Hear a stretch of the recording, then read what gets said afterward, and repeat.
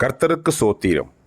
இன்றைய வேத வசனம் கொலேசையர் 3:4.